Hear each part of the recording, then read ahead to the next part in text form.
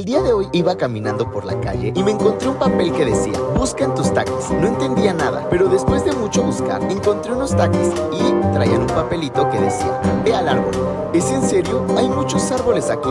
Revisé cada uno de los árboles, pero me doy por vencido. Hasta que, miren, aquí había dos papelitos. Uno decía: dale like o te espantarán a las 3 de la mañana. Y el otro: búscame en tu carro. Salí corriendo y encontré un papel que decía: quien comente su nombre al revés, Luis tendrá que regalarle una galleta. ¿Qué? No comenten nada.